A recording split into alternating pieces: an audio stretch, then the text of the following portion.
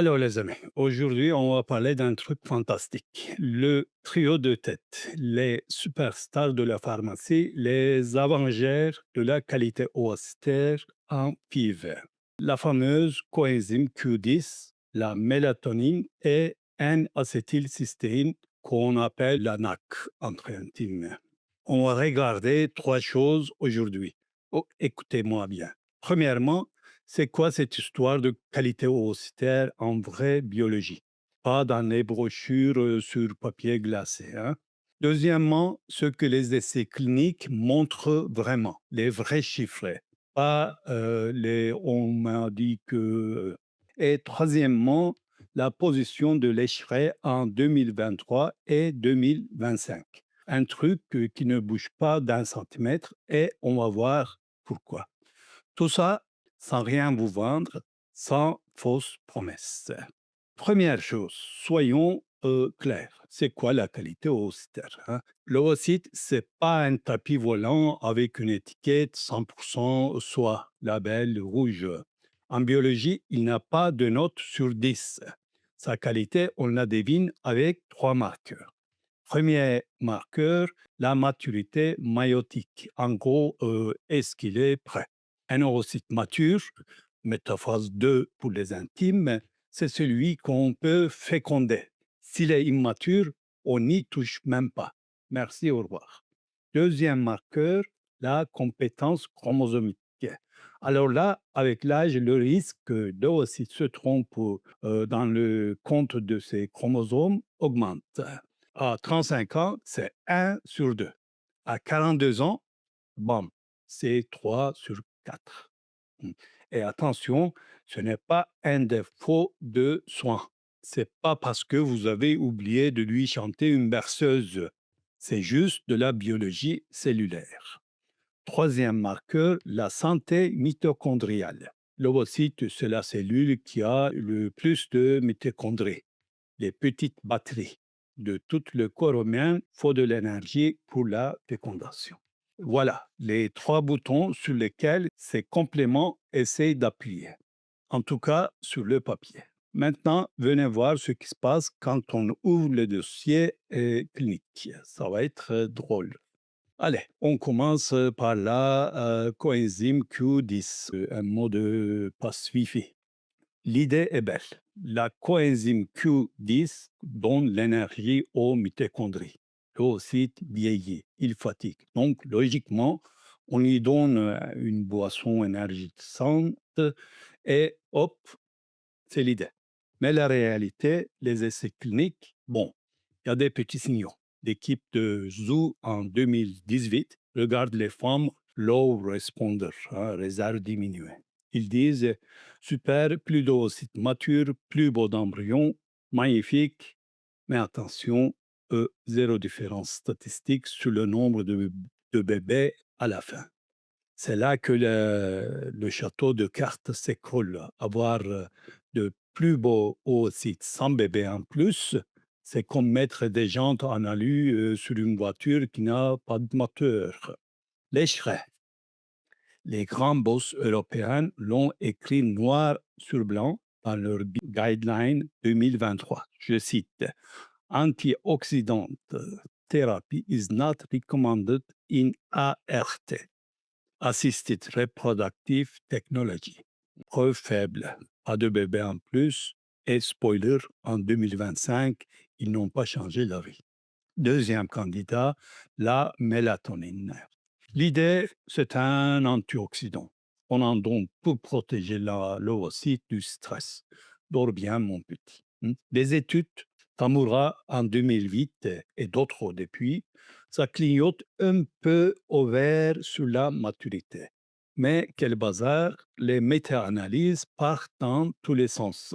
Un coup, c'est 3 mg, un coup, c'est 6 mg, pendant 2 semaines, pendant 3 mois, et devinez quoi, comme pour la PIFI, pardon, la CoQ10, toujours pas de bénéfice solide sur les naissances. L'écheret prend la mélatonine, la met dans la case antioxydant et même refrain. Not recommended in ART. Position 2023, position 2025. Troisième, la N-acétylcystéine, la fameuse NAC. L'idée est précurseur du glutathion, le grand nettoyeur de la cellule. Même logique. C'est la star pour le SOPK. Et hop, on la glisse aussi pour la qualité oocytaire globale. L'épreuve, Cochrane a fait le ménage. Pour le SOPK, l'ANAC, c'est le stagiaire derrière la metformine qui est le vrai patron. Pour la qualité oocytaire en FIV, pas de standard, pas de recommandation, rien. Donc, on résume la photo de famille. Trois molécules au nom compliqué, des mécanismes mignons, des signaux super faibles et une société savante qui vous regarde dans les yeux et dit non, pas en routine. Bon, on fait quoi là, dans la vraie vie, hein? D'abord, ce qu'on ne fait pas. On ne joue pas aux vendeurs de tapis en disant prenez ces trois pilules magiques, vos oocytes vont rajeunir de 10 ans. C'est mentir, hein. La science dit non. La vraie question, c'est qui peut en prendre sans se ruiner et sans danger. Premier scénario, hein, la patiente avec une réserve de diminuer, pas 40 ans, AMH basse, première FIV compliquée, là, la coenzyme Q10, genre 200 à 600 mg par jour, on peut s'asseoir et en discuter. Pourquoi? Parce que les micro-signaux positifs sont là, mais pas de garantie. On discute du prix, de l'attente, du calendrier, hein. On est adulte. Deuxième scénario, la patiente jeune, FIV standard. Pour toi, ma grande, ces trucs n'ajoutent rien. Ton oocyte n'a pas de problème de batterie. Mettre 100 balles par mois dans les vitamines, va au resto, achète tes chaussures, dors mieux, mange bien, garde ton argent pour le vrai suivi. Troisième scénario, la patiente SOPK. Là, la NAC, on peut la proposer si la metformine te retourne l'estomac. Mais attention, c'est pour le métabolisme, pas pour transformer ton ovocyte en super-héros. Faut pas tout mélanger. Mais écoutez-moi bien, il y a un truc sur lequel tout le monde est d'accord. Le socle, le vrai truc, dormir, manger des légumes, régime méditerranéen, si tu aimes l'huile d'olive, marcher un peu, jeter cette cigarette, prendre de la vitamine D et des folates. Ça a un niveau de preuve A. Mais personne n'en veut parce qu'il n'y a pas une belle étiquette ronde brillante dessus. Mon opinion clinique, qui n'est pas la vérité absolue, hein. Descendons sur terre. Quand une patiente low responder me dit docteur, je vais essayer la coenzyme Q10, je ne crie pas au scandale, hein. Je n'ai pas la preuve que ça marche, mais je n'ai pas la preuve que ça casse tout non plus. Si elle veut essayer, on essaye comme un petit bonus, pas comme le Messi. Pour la mélatonine et l'ANAC, franchement, je suis plus frileux. Le rapport qualité-prix n'y est pas. Mais vous savez, ce que je vois tous les jours dans mon cabinet, c'est le monde à l'envers. La patiente arrive, elle pose trois flacons à 80 euros sur mon bureau. À côté de ça, elle dort 5 heures par nuit, elle mange en courant, elle est stressée à mourir et elle me regarde avec des grands yeux. Docteur, lequel de ces flacons va me sauver? Mais c'est comme la cuisine. Tu prends la même recette, tu la mets dans un four différent, tu sors un gâteau différent.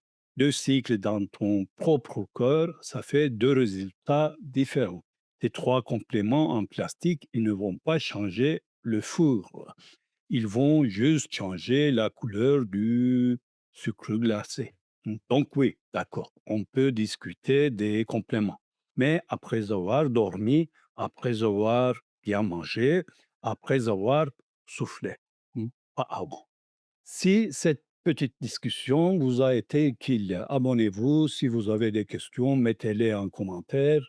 C'est moi qui réponds. Il n'y a pas de robot derrière. Pour les curieux qui veulent les vrais chiffres, allez sur draxoivf.com. L'article est complément et qualité ovocytaire. Ce qui dit la preuve vous donne toutes les références scientifiques pour briller en société. Attention, c'est ce qu'on dit là, c'est l'état de la science. Ça ne remplace pas votre médecin. Et ce n'est pas une ordonnance pour dévaliser la pharmacienne. Allez, ciao.